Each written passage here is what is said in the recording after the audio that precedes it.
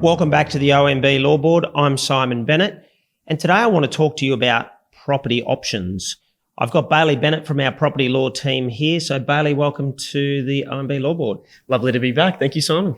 Bailey, I've got a piece of property and I've had a developer knock on my door offering me way over the odds under a thing called a put and call option.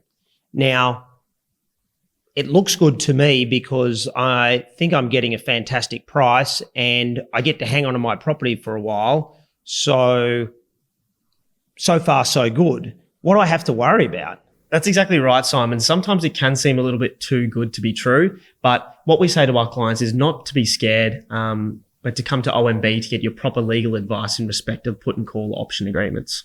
Okay, so let's drill down and find out what is a put and call or just a call option, how does it work, and what are the risks and obligations on me as a landowner, or if I'm a developer, how can I use these to my benefit?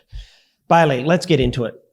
Can you tell our listeners and viewers what is an option and what's the difference between a put and a call or a put and call option?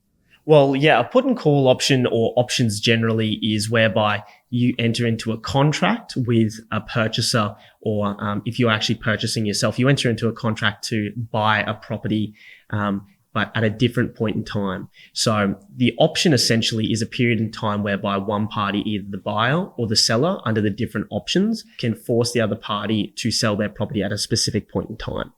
Now, where we usually see this is in respect of developers typically purchasing properties after wanting to do due diligence on the property to ensure that for whatever reason, if they want to build, a duplex or if they want to build a tower, that the property meets all the specific requirements prior to actually purchasing the property and paying over the actual full purchase price. Okay, so the difference between a put and call and just a call is that, maybe you could explain it to me, but is that one of them I'm bound to and the other one is just someone's option? Is that right? Correct, yes. So typically there's two main type of agreements you'd have. One would be a put and call, whereby a buyer and a seller both have an option to... So they both grant each other an option? They'd both grant each other an option to purchase or sell the property at a later point in time. Okay. However, another variant is just having a call option or a put option generally. So a call option would be whereby one party, usually the buyer, has the only right to force the other party to sell the property at a later date. So that could be 12 months, 24 months, 3 years, 4 years, whatever you guys end up coming to an agreement. Yep. But that's one of the other terms that we usually see. So the general terminology is that a call option is an option for a buyer to purchase. Correct. And a put option is an option for a seller to force the buyer to purchase. That is correct, yes. Okay. So we've got an understanding of what this option is. You've started to explain to us how they're used. Can you give us some examples of how you've seen them used in practice?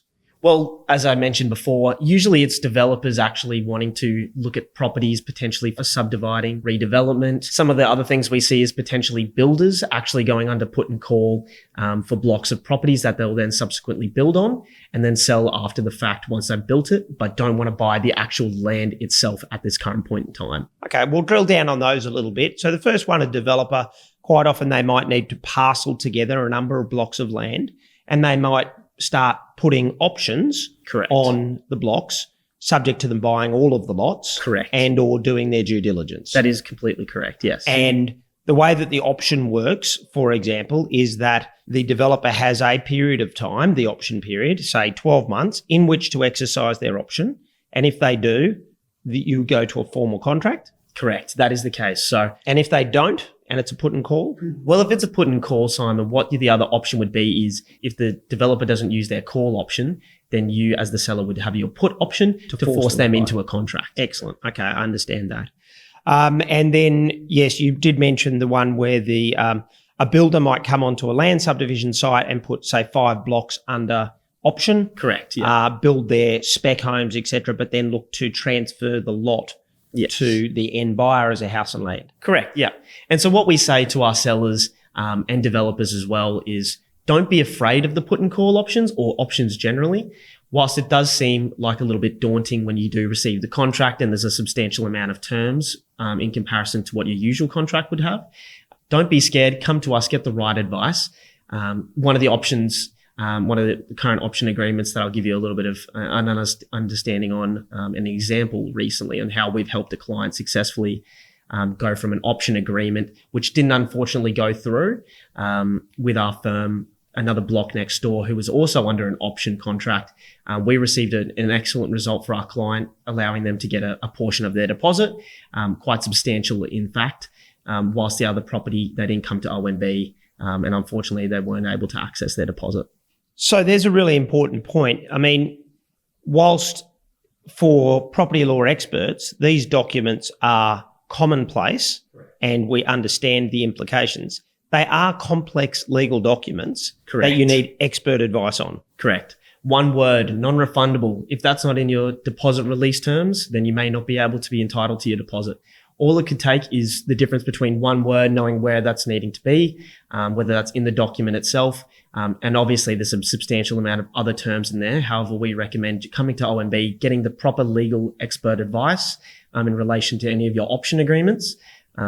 Because the difference could mean, you being able to access a deposit or the contract going through, or you being stuck with something after the fact. So important. And they're wonderful tools for those who know what they're doing. Correct. And it's really important that you seek expert advice of people who are really familiar with these documents and their particular drafting.